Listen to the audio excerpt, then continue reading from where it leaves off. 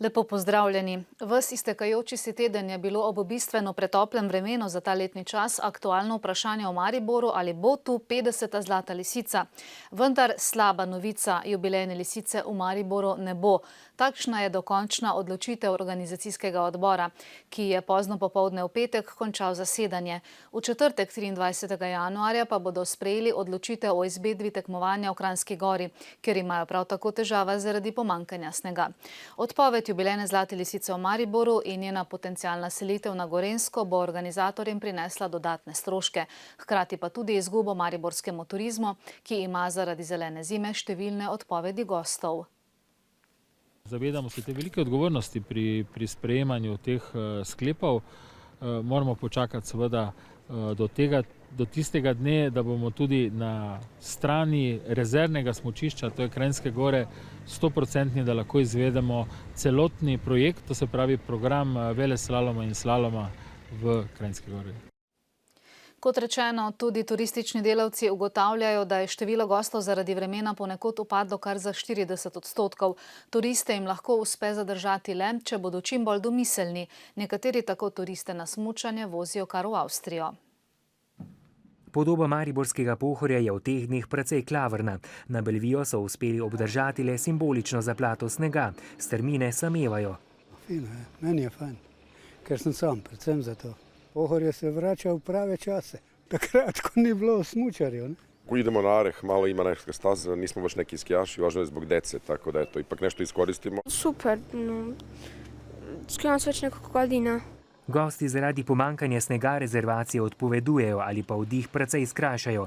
Turistični delavci, ki želijo čim več gostov obdržati, morajo zato letos pokazati izjemno mero kreativnosti. Pri nas imajo to možnost kopanja, termalna voda, wellness center, razni izleti. Moram povedati, da smo goste vozili tudi v Avstrijo na smučanje. Pogrešajo, da v Mariboru nimamo enotne ponudbe turističnih ogledov in izletov, s katerimi bi goste lažje zadržali. Upad je izjemen, morebitna odpoved zlate lisice pa bi stanje še poslabšala. Beležimo upad vsaj 40% nočitev kot napram lanskemu letu. Izpad lahko ogrozi obstoj družbe, ki je tik pred koncem prisilne poravnave. Plače izplačujejo s težavo, danes jih je Durs presenetil celo z izvršbo. Za en davek na dodano vrednost, ki ni bil plačan iz naslova odpovedi lizinških pogodb. Struktura se bistveno ni spremenila, še vedno k nam zahaja največ gostov iz sosednje Hrvaške in Srbije. V zadnjem času se je le nekoliko povečalo število turistov iz Ukrajine in Rusije. Druga največja državna banka po 870 milijonski dokapitalizaciji, potrditvi načrta finančnega prestrukturiranja in prenosu slabega premoženja na družbo za upravljanje terjatev bank, vstopa v leto 2014 kapitalsko okrepljena. Banka bo sicer leto 2013 zaradi slabitev in rezervacij še končala z izgubo. Konec tega leta pa že naj bi imela dobiček. Tudi nova KBM je, tako kot 15 drugih družb na seznamu za odprodajo. Predsednik uprave vstop strateškega investitorja sicer pozdravlja, želi pa, da ne bi preveč hiteli in da bi kupec prišel iz bančnih vrst. Doslej sta resen interes izrazila vsaj dva. Ali gre res za madžarsko banko OTP, pa Hauc danes ni želel razkriti. Prav tako zavrača ugibanje, da bi kupci ponujali zgolj 1 evro. Signali, ki smo jih mi dobivali, so, da bodo seveda počakali dokapitalizacijo in pa prenos na DUTB in seveda pol eventualno obnovili pogovore. Tako da zdaj bodo pa te pogovore seveda peljali s tistim, ki je za to najbolj poklican, to pa je predstavnik lastnika, to je Slovenska odškodninska družba. Ta je že izbrala ameriško družbo Lazard, ki bo svetovala pri prodaji. V teh dneh pa poteka tudi prenos prvega od 4 svežnjev slabih posojil na družbo za upravljanje terjatev bank. V celoti naj bi tja prenesli za dobro milijardo. Toda odločitev o tem, koliko in kaj se bo prenašalo, tako Hauc, ni bilo v njihovih rokah. Mi smo pripravili seznam celovitih tehle slabih posojil, ampak končna odločitev je bila pa odločitev slovenskih oblasti in pa Evropske komisije. O razkritju podatkov o imetnikih slabih kreditov pa. Mi bomo te podatke razkrili le pod pogojem, če bo slaba banka oziroma družba za upravljanje terjatev bank tudi objavila seznam. Je pa danes že jasno, da bosta prihodnji teden pred sodnika morala stopiti Matjaž Kovačič in Manja Skernišak iz vrst nekdanjega vodstva, ki jo banka toži za dobrih 23 milijonov. To je sicer samo ena od nekaj več kot 40 milijonov evrov vrednih odškodninskih tožb, ki so jih vložili v prvem paketu. Drugi paket z novimi imeni pa naj bi sledil februarja. Vodstvo mariborske občine pa je prepričano, da so prvi učinki razvpitih obiskov Kitajske že vidni.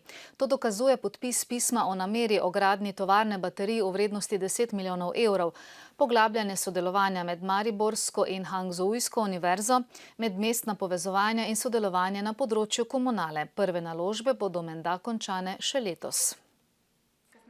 Zadnji obiski kitajskih mest Hangzhou, Šanghaj in Hujan so kot najvidnejši uspeh prinesli podpis pisma o nameri podjetja Shilien Apex za izgradnjo tovarne ekoloških baterij za električna vozila. Želi to podjetje v letu 2014 zagnati proizvodnjo na 5000 kvadratnih metrih proizvodnje površine, 1000 rabijo kvadratnih metrov pisarniških površin in zaposlili bi 200 do 300 ljudi. Nova tovarna bi lahko tesneje sodelovala z mariborskim podjetjem Durabus, ki je v posrednji kitajski lasti, hkrati pa bi bila kitajsko okno v evropski prostor. Obiski so prinesli tudi nove komponente Mariborske univerzi, ki je na poletno šolo Solution Design povabila 5 kitajskih študentov in enega profesorja ter dobila povabilo za svoje študente. 5 našim doktorskim študentom celoletno bivanje, torej kritje stroškov študija, bivanja, raziskovanja na njihovi univerzi, kar seveda mi z velikim veseljem sprejemamo.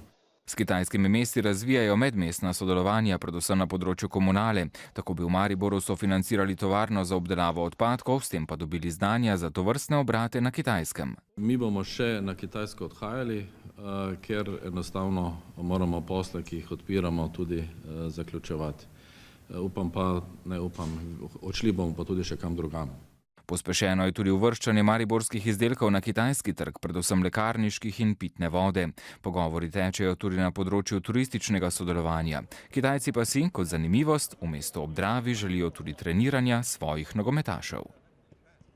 V ponedeljek so branjevci na mariborski tržnici sicer izpostavljeni padavinam in mrazu le dočakali nekakšno zavetje. 400 kvadratnih metrov velik šotor je le začasna rešitev, saj bo postavljen samo do konca marca letos, ko bodo spet namestili dežnike. Postavitev šotora bo stala dobrih 16 000 evrov, a se občanom zdi nesmiselna, saj ni dolgoročna. Zjutraj na ploščadi dežnikov ni bilo več. Delavci podjetja Expo Biro so se lotili postavljanja šotora. Okoli poldneva so že začeli prekrivati ogrodje. Branjevci začasne rešitve še niso želeli komentirati, so pa zato bolj zgovorni občani. Ne, ni prav. Reči bi naredili eno pošteno streho, pa tako je bila nekoč tržnica, tista prava kamnita tržnica, ki je bilo res ponos Maribora. Zdaj pa je sama sramota, to gore pa nič druga. Pametno bi bilo res, da se malo zaščiti te boge branjevce, v vsakem vremenu prodajajo. Šotor bo branjevce pred mrazom, prepihom in padavinami ščitil le do konca marca. Nato bodo ponovno namestili dežnike. Za dolgoročne načrte pa bo potrebno se usesti z vsemi akterji v tej zgodbi, ki se vleče, da se najde neka, bi rekel, racionalna in pa kakovostna rešitev za dlje časa. V prihodnjih 14 dnevih bo Hypo Leasing izvajal tudi sanacijo hidroizolacije. Spodnje poslovne prostore, v katerih je trgovina, namreč zamaka. Sanacija bo trajala predvidoma do začetka februarja. V tem času bo tale dostopna pot zaprta. Tudi tu se kažejo neke, bi rekel, slabe odločitve iz preteklosti. Sam projekt obnove bil pomanjkljivo izveden, zdaj težave se že pojavljajo. Nam je bilo sporočeno, da bodo potekala nujna sanacijska dela zaradi obnove hidroizolacije. Strošek postavitve, ki znaša dobrih 16 000 evrov, bodo v celoti prevzeli pri Snagi. Razvpiti in pregrešno dragi dežniki pa bodo prezimili v njihovem skladišču. V ptujski bolnišnici so se novi člani sveta zavoda, ki je bil imenovan konec lanskega leta, podrobneje seznanili s poslovanjem in programom bolnišnice. Ta je lani končala skoraj 700 000 evrov izgube, letos naj bi bilo še slabše. Finančna luknja se bo povečala na kar 1,6 milijona evrov. Ne le, da ima bolnišnica za več kot 3 milijone odprtih računov, izgubo bo zdaj povečalo še plačilo 550 tisočakov davčnega dolga in izplačilo plačnih nesorazmerij. Situacija je zelo resna glede na to, ker pač je bolnišnica tudi še vedno podvrednotena, to se pravi, ne dobiva pravo plačilo za svoje opravljene storitve in dolgoročno bo to imelo velike posledice tako na likvidnostnem, predvsem smislu pa tudi glede plačevanja plač. Tako je samo še vprašanje časa, kako dolgo bodo lahko plače zaposlenim sploh še redno nakazovali. Trenutno si pomagamo z premestitvenimi krediti, to se pravi, da vedno tik preden je plača najamemo kredit za 3 dni, izplačamo plače in potem spet poravnamo te obveznosti. A glede na finančno luknjo bi pričakovali, da bo vodstvo predstavilo konkreten sanacijski program in ne le, da s prstom kaže na zdravstveno blagajno, iz katere dobiva vse manj denarja. Tako da eden izmed ukrepov, ki smo ga danes sprejeli, je, da se sanacijski načrt za naprej nemudoma ponovno izvede in da je to neprekinjena konstantna naloga. Ki pa bo zelo težka, saj večina oddelkov ne dosega dogovorjenih programov. Glede na to, da so za prihodki na nek način limitirani, je njihova osnovna naloga, da vsaj dosežejo programe in prihodke, ki so si jih zadali. Bolnišnica je sicer lani za zmanjšanje izgube dobila še 800 tisoč evrov državne pomoči, a do zdaj ne kaže, da bi ta zmanjšala vse večjo in vse bolj bolečo finančno rano. Ob toliko gospodarskih zgodbah, ki se končajo slabo, končno ena pozitivna. Podjetje Boxmark Leather iz Kidričevega se vrača na Koroško. Zaradi povečanega obsega naročil so najeli halo v Dravogradu. Okoli 150 čivil bo spet lahko sedlo za stroje v bližini domačega kraja. Še januarja jih bo na novo zaposlenih dodatnih 50. Boxmark je najel prostore podjetja Eurocity v Otiškem Vrhu. Snemanje proizvodnje za temi vrati ni dovoljeno, nekdanji Preventovi Šivili pa povesta, da je za delavke dober dan. Zelo smo srečni, da smo prišli to gor na Koroško, ker nam veliko pomeni, da smo prišli bliže. Zadnje mesece sta se na delo vozili v Kidričevo. Meni sicer je bilo naporno, ker sem imela 2 uri vožnje. Pol ure z avtom, pa uro pa pol približno. Je bilo še pa z avtobusom. Ja. V eno smer? V eno smer, ja. Zbujanja sredi noči je tako konec, čeprav je bilo vredno, pravi Mira, da je le bila služba. Jaz sem 6 mesecev aktivno iskala službo, pa nikjer ni bilo. Nič, za ženske ne. To potrjuje tudi statistika. Skoraj 2300 Korošic je brez dela. Na Koroškem je problem pri zaposlovanju žensk, ker več primernih delovnih mest je za moške. 200 šivil bo zdaj tukaj izdelovalo avtomobilske prevleke. Prostore so najeli za nedoločen čas, čeprav niso idealni, pravi direktor. Mi smo želeli v radijskem okolju biti, to nam nažalost ni uspelo, tako da smo končali za eno Otiški Vrh in to iz tega razloga, ker želimo pač enostavno priti bližje našim sodelavcem. V Radljah ob Dravi je Boxmark zaradi upada naročil sicer vrata zaprl marca lani. Ta petek bodo na dražbi prostore nekdanjega Preventa prodajali že 6. Cena je iz 2,8 milijona znižana na dober milijon, a Trobiš pravi, da se dražbe ne bodo udeležili.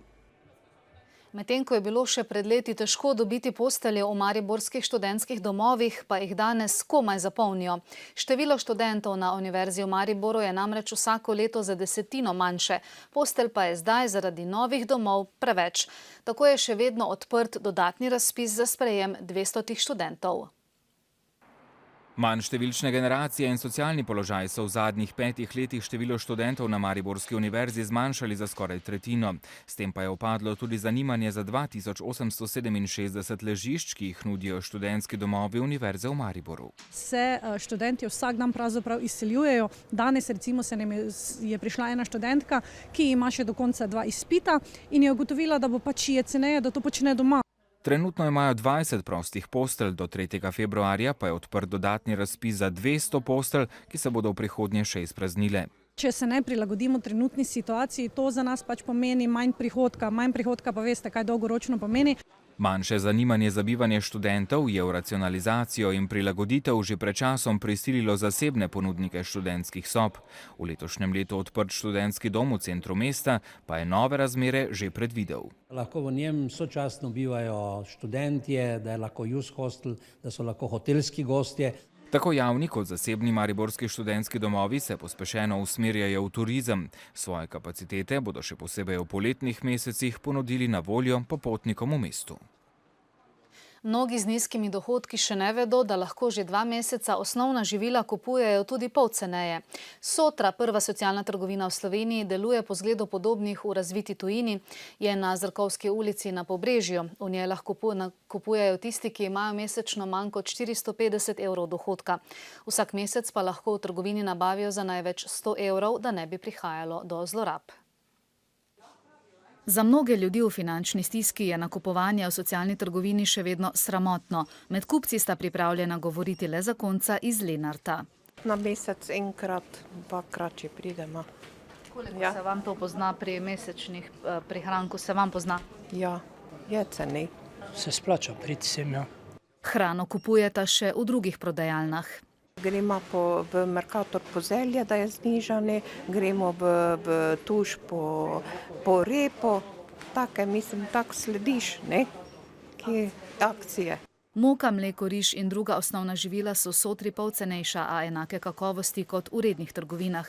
Nekateri si tudi kruh kupijo na zalogo. Kruh smo tu rekli, da je lepo zmrzovalnik, porezati ga, malo razno, ne. Prodaja je decembra že lepo stekla, slabše je v prvih tednih januarja, saj so mnogi prejeli pakete s hrano in tako svojo stisko nekoliko omilili. Za zdaj sicer socialno trgovino financirata naša država in Evropska unija. Mi računamo, da v tem letu, ki je pred nami, da bi pa mogoče vseeno ustvarili take pogoje, da bi bilo možno obstati na trgu tudi po obdobju financiranja.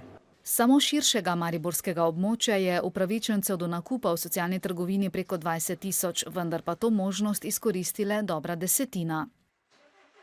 Potem, ko je tudi mariborska občina zaradi napačnega točkovanja pri državnem razpisu ostala brez denarja za obnovo mestnega gradu, je kulturno ministrstvo v torek na spletu objavilo nove rezultate razpisa.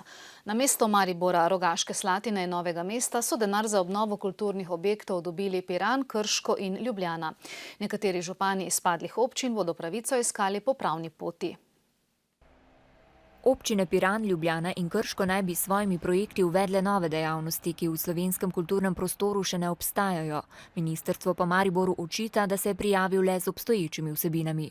V Pokrajinskem muzeju odgovarjajo, da je projekt Centra štajerske odličnosti, ki podpira kulturno dediščino obrtništva, izviren. Stroka je ocenila projekt kot zelo dober. Povedali so nam tudi, da v Slovenskem etnografskem muzeju, kjer skrbijo za živo kulturno dediščino Slovenije, v register še niso vpisali nobenega obrtnika, se pravi, da gre tudi za nek prvi korak na tem področju. Državnega denarja za obnovo vzhodnega dela mestnega gradu mariborska občina ne bo zlahka prepustila Ljubljani. Tu gre za nadaljnjo centralizacijo, kar je za nas nevzdržno. Mi v ponedeljek vlagamo upravni spor, vlagamo predlog prepovedi razpolaganja s temi javnimi sredstvi in pobudo Računskemu sodišču. Tudi v Rogaški Slatini bodo ministrstvo prosili za vpogled v razpisno dokumentacijo. Ogledali naj bi si jo še ta teden. Na osnovi tega ogleda in proučitve določenega dela te razpisne dokumentacije pa bomo ugotovili, ali ima smisel nadaljevati z nadaljnimi aktivnostmi, ki so na voljo. Sicer pa je mariborska občina že drugič obdržavni denar za obnovo gradu. Prvič so ga izgubili pred slabimi 3 leti, tudi zaradi zapletov z javnimi razpisi. Ministrstvo je takrat odstopilo od pogodbe in že zagotovljeni evropski denar vrnilo v državni proračun. Projekt Evropske prestolnice kulture pred 2 letoma ni prinesel ne Maksa, ne nove Rotovške knjižnice. Osrednja mariborska knjižnica pa je prostorsko vse bolj utesnjena. Na nujno obnovo čaka že desetletja. Trenutno pridobivajo gradbeno dovoljenje. Možnosti za gradnjo nove pa vidijo v novi evropski finančni perspektivi. Mariborsko knjižnico dnevno obišče okoli 1200 ljudi, toda že ob manjši gneči nastanejo težave. 2 uporabnika se med policami komajda srečata, prostora za gradivo in računalniško opremo že zdavnaj ni več. Ja, gotovo ni pač najbolj prijetno, sploh če recimo se katera knjiga išče, pa je potem spodaj pod polico, pa sploh ne veš, da je tam spodaj. Lepo bi bilo, če bi imeli mogoče kak manjši bralni kotiček ali pa kaj podobnega. Bi bilo prijetno ali pa za otroke mogoče, ker tu v bistvu je tudi stati težko pa gledati. Knjižnica je bila manjše obnove nazadnje deležna pred 15 leti. Vedno smo neke začasne rešitve iskali, preseljevali pisarne, iz pisarn selili ljudi na neke lokacije v nadstropju, zato da smo recimo skladišče približali izposoji. Skratka, pač kar naprej se krpa. Mariborski župan pa druge možnosti, kot da zdržijo, ni. Spodbudno pa je, da se končuje postopek pridobivanja gradbenega dovoljenja. Mariborska knjižnica je ena od 4 mariborskih investicij, ki je v nacionalnem kulturnem programu in mogoče bodo že konec leta 2014 prvi razpisi. Vprašanje pa je, koliko denarja bo v novi evropski razvojni strategiji sploh na voljo. Res je zelo, zelo težko in mislim, da Mariborska knjižnica naslednjih 5 ali pa 10 let v takih pogojih ne bo mogla več delovati. Investicija je sicer ocenjena na 22 milijonov evrov. V ta znesek je všteta tudi obnova precej zanemarjenega Rotovškega trga. S tem se izteka pregled dogajanja 3. tedna v novem letu. Presjeten preostanek vikenda želimo in nasvidenje.